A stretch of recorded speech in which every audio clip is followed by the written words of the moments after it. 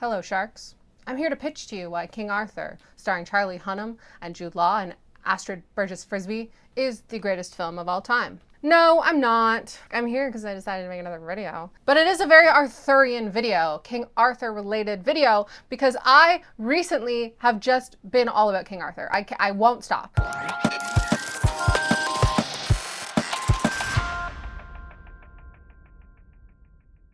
Have you heard me talk about the Warlord Chronicles by Bernard Cornwell in every video for the last 8 videos? Yeah, I love King Arthur. The topic of today's video is going to be book recommendations. It's going to be a bunch of Arthurian adjacent or literally Arthurian books. I have a lot of Arthurian adjacent books to show you guys today. Like so many. It's actually crazy how many books I have in front of me here and over there also. I know this is a fairly niche video. Maybe you don't like King Arthur, but if that is the case, you are wrong. I've been a fan of King Arthur and Arthurian literature since my very, very early childhood, which I'll get into in a second. And it's exciting because we are seeing a rise in Arthurian stuff. It's a rise and fall, a very actually unstable graph. It goes up and down. But this video was spawned because I obviously am finishing up the 3rd book in the Warlord Chronicles right now, but also a brand new Arthurian chunky fantasy book has just come out. I do have it in front of me. And it made me think about all of the different takes on the Arthurian legends, the legends of Camelot, all of that. And I wanted to share it. I wanted to share it because I feel like if you're not yet obsessed with Camelot, you're missing out. Hey Ryan! Yeah? Come here! Hey, what do you think of King Arthur? Like the mythical character or the movie? The guy. He's alright. I remember we had this conversation recently and you expressed to me that you think King Arthur is incredibly boring. Just a guy. He's not just a guy! What do you think of the film? The film about, who directed this? Wait a second. Guy Ritchie. It's underrated. It is underrated. Yeah. Ugh. It's fun. Don't take it seriously. It's just a fun movie. Take it seriously. It's an excellent movie. Okay. You're no longer needed. Dismissed. Hey. Here. Stop giving me hammers in all these videos. I don't want it. I like King Arthur and Smite. Is King Arthur in Smite? Yeah. Why? He's not a god. Yeah, but it's gods and mythical figures. I forgot King Arthur's in Smite. We Yeah. should play Smite again. Smite 2 just released. We should play Smite 2. Cancel this video. We're now streaming Smite 2 on my channel. You gotta stand the heat. Get out of my kitchen.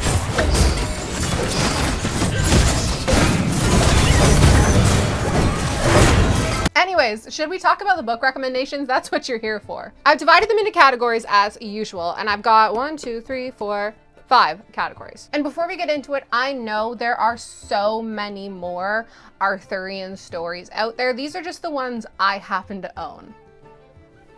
But first, let's talk about the one that just came out. And if you don't already know, it's this behemoth of a book, The Bright Sword by Lev Grossman. Look how pretty this is, right?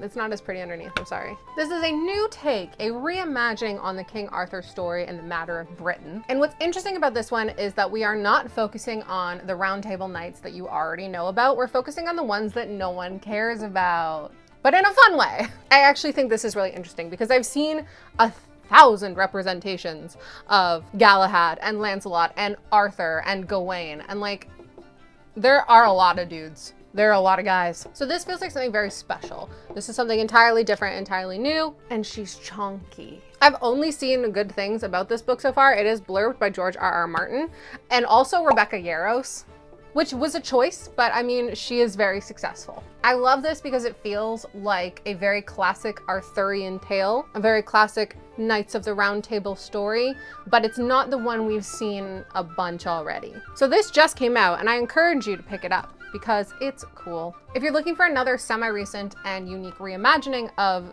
the King Arthur legend, I would also recommend this 2020 release by Force Alone by Lavi Tidar. I don't know how to pronounce that name, but that is how I've chosen to pronounce it. This one I like because in the best way possible, it takes all of the characters we know, like Arthur and Merlin and the sword as a character, and just destroys them, ruins them, but in a fun way. The world building reminds me a lot actually of the movie, although Arthur is still a very good guy, very respectable man in the movie. I don't know why I'm rolling my eyes because I love this film. But in this one, everyone sucks. Silvia Moreno Garcia puts it excellently. This book has turned King Arthur's court into a gangster's paradise. It's graphic, it's gross, it's awesome. We also get to see some of the ladies playing a bigger part, like Guinevere and Isolde, and I think that they suck also, but in a really fun way. The genre bending or genre mixing in this book really stands out. I think this is a fantastic novel, and if you are a fan of King Arthur or if you've read all of the other ones already, you should check this out. Okay, but if you don't want modern takes on Arthur, if you don't want modern takes on Arthur and you're looking for some more classic recommendations, I mean, you've probably already read them, right? But if not, I've got you. What can I say about the Warlord Chronicles that I haven't already said 5,000 times before? The Winter King and the rest of the trilogy follows a very obvious retelling of Arthur, but what I love about it is that it is a historical fiction. There is almost no fantasy. There's fantasy by way of people in Britain at the time definitely believed in gods and magic, but we don't really see that because it's not real. We actually don't follow Arthur specifically in the Warlord Chronicles. We're following a character named Durfal, who is a close companion of Arthur's and of Merlin, and of Nimue and Galahad and other major players in the Camelot legend. So we follow him throughout the 3 books as he sort of comes and goes from Arthur's side, but we are still learning the story of Arthur after the fact. He's already got the sword, etc. I absolutely adore the Warlord Chronicles. I gave book 1 5 stars. I gave book 2 4 stars. Book 3 is looking like a 5-star. If you want just an amazingly well-written trilogy, and it happens to be about King Arthur, I want you to read it. Shout out to my friend Ty on Instagram, who's actually the one who convinced me to read this trilogy and changed my life forever. I've got some other classics here that I haven't read. There's the Mists of Avalon series. Here's the thing though. I am choosing to put the Mists of Avalon on this list because it is a very popular Arthurian adjacent set of books. I haven't read it myself, but I do own this one. But the thing is, Marion Zimmer Bradley, the author, is a horrible person. So if you find this book at a thrift store and you want to read it, go ahead. But we're not gonna dwell on this. We're not gonna dwell on this one, okay? Look it up. Or don't, actually. Moving on to a book that I have never heard of before, but I saw in a thrift store, so I purchased it. I don't even think this is the first one in this series. Yeah, this is actually the last book in the series, but I bought it. I think the first one is The Seeing Stone and the second one is At the Crossing Places. From what I can tell, this is a young adult-ish novel or series, and the first book follows a different child named Arthur de Caldecott, in the year 1199. He is participating in his own events, the Crusades, but he can see the life of King Arthur through a seeing stone, and it's like a dual timeline thing that are a retelling of the legend of King Arthur. I probably explained that horribly, but this is what I'm getting from Wikipedia. It's a contemporary retelling, but it is still set in 1199, so it's not contemporary. It's still a very classic medieval feeling setting. And the series is from the early 2000s. So I guess if you're looking for something for a bit of a younger audience, or just something that you maybe haven't heard of before, the Seeing Stone series, I don't know what the series is called, the Kevin Crossley Holland books might be a good match for you. I now must show you guys one of my most prized possessions. No, it's not this King Arthur sword dagger that I got at the Ren Fair this year. One of my most prized possessions is a book that belonged to my grandfather. I'm being very careful with it. Hold on. I have to be incredibly careful with this because the binding is falling apart, pages are falling out, but is a Stories of King Arthur collection published in 1919, and it is put together by U.W. Cutler. I don't know who that is. Actually, maybe I should look it up. Uriel Waldo Cutler, what a name. He was born in 1854 and died in 1936. And the Stories of King Arthur looks like it was originally published in 1904. I have the 1919 edition. But yes, this is a set of stories. I'm not sure how easily you'd be able to get your hands on, well, on this copy, not ever.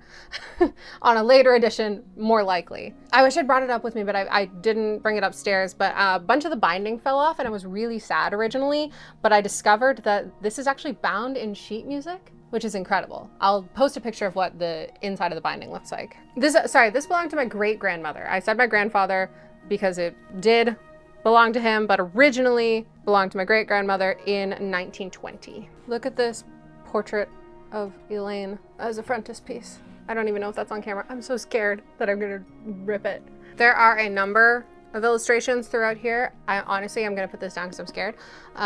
There are a number of illustrations throughout the book, and I haven't even read through it all because I'm like so scared to handle this book. But it is very, very special to me because of how it's been passed down through my family. And also it was one of the earlier King Arthur related things that I was exposed to in my life. So it just really did stem this historical fascination with Camelot and the King Arthur legends. But now, unfortunately or fortunately, we are done with the classics, and I have some very contemporary retellings. But before we get into the second half of the video, I want to talk to you guys about the shirt I'm wearing. I'm wearing my Books Are Magic oversized tie-dye tee from Flowers and Fantasy Co. I've talked about these shirts and the clothing line in general because the quality is freaking unmatched. I'm absolutely in love with this brand. This is like not even really sponsored. I'm just telling you about these clothes because I actually love them so much. Flowers and Fantasy Co. takes your favorite fantasy and sci-fi and just vibes, bookish things, and turns them into clothing and bags. I own a lot of stuff from the Lord of the Rings collection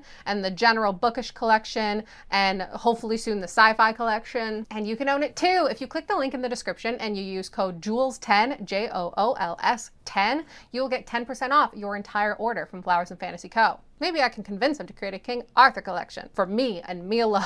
Anyways, back to the video. Retellings are a huge thing in adult and young adult fantasy literature currently. I would still say the most popular form of retellings are Greek mythology retellings. They're coming out with like 200 a year probably. But Arthurian retellings, particularly feminist Arthurian retellings, are becoming relatively popular, which is cool because there are a lot of ladies, a lot of gals in the legends of King Arthur, and they don't do much. Okay, maybe they do a lot, but they're not represented. You know, their story is not really being told. But we know retellings are a major, major, major thing right now. And I've got 1, 2, 3, 4, 5, 6. First, we have an ongoing series. The second book just came out, but Sophie Keach has written a story about Morgan Le Fay, or Morgana Le Fay. Morgan Is My Name is the first book, and then Le Fay is the second book that's just come out. And if you'll notice, the covers are completely different. And they've since reprinted book 1 in this style, and I'm angry about it because I have this book. Do I unhaul this and pick up the new cover?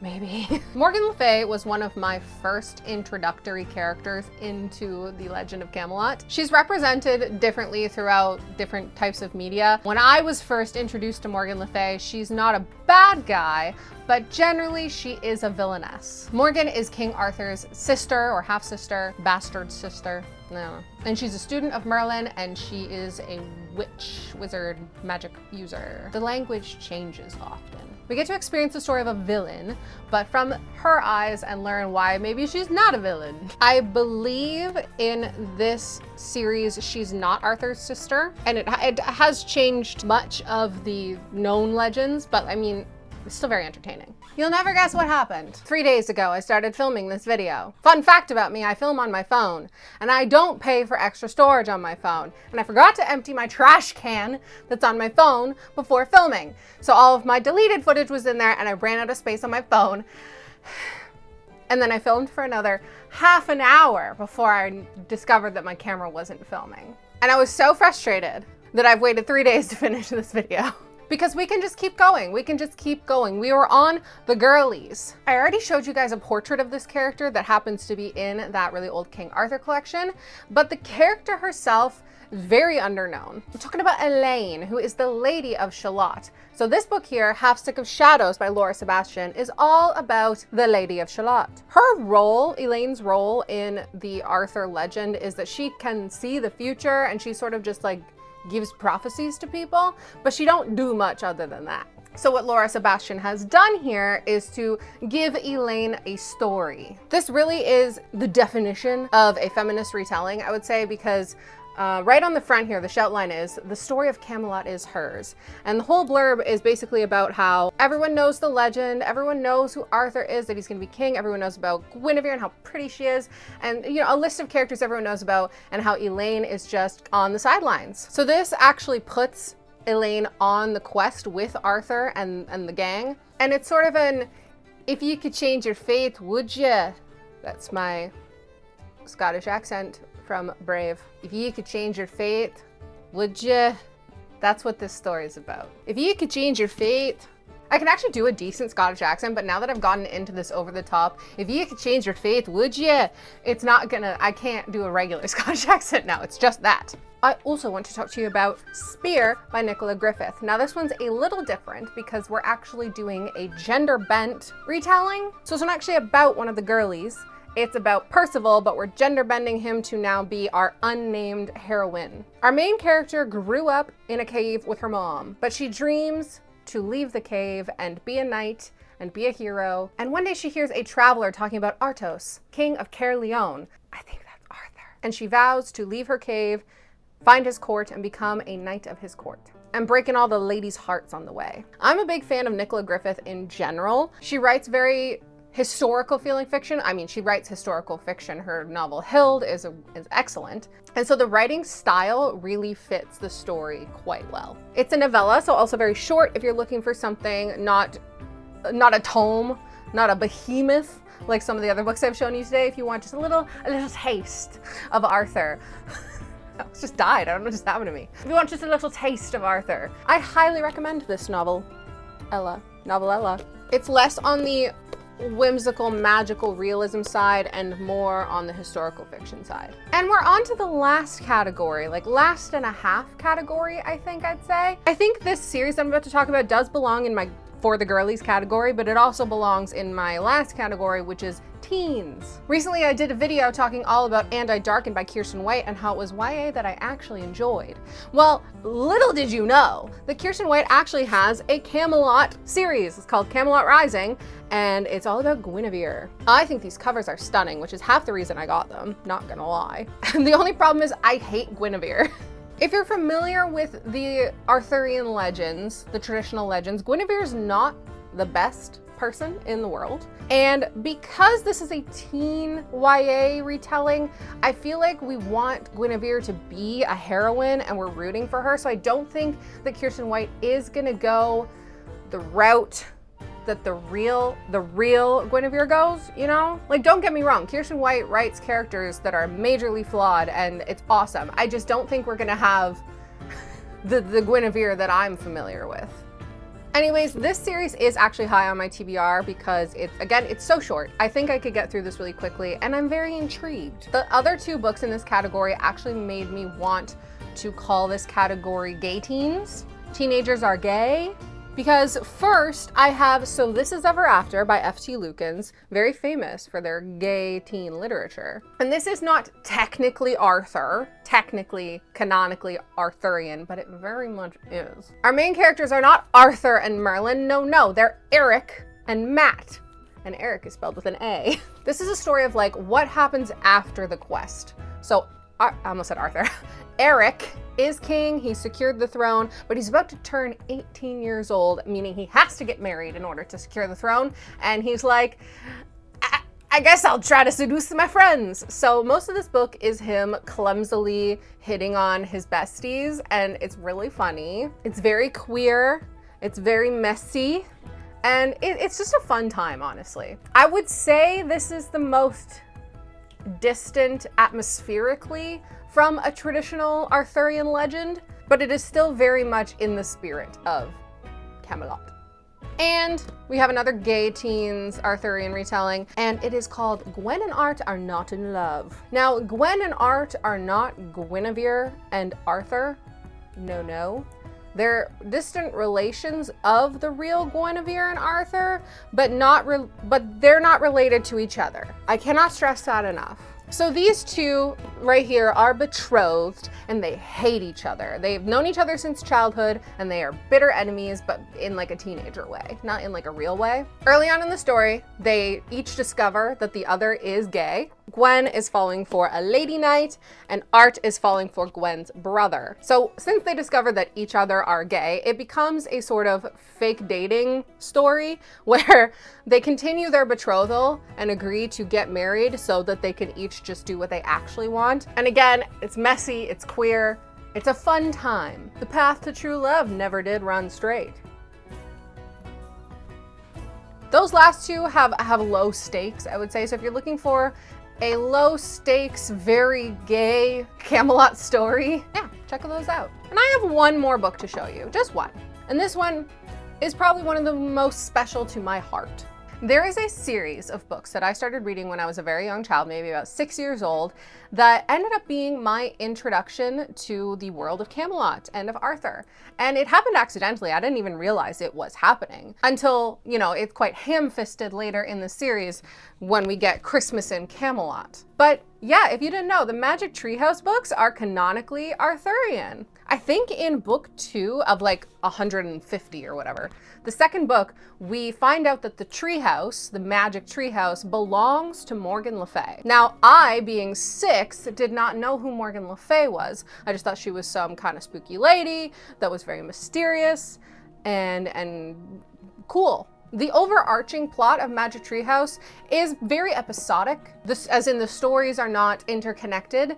The main characters, Jack and Annie, are just going on adventures, but there is the one theme that keeps going, is that we get little hints about who Morgan Le Fay is, and we start hearing about a person named Merlin, and how their magic contributes to the magic of the treehouse. And again, I did not know what the heck was going on. I didn't know that these were people that existed outside of the Magic Treehouse series until I was much older. And when I was much older, I was like,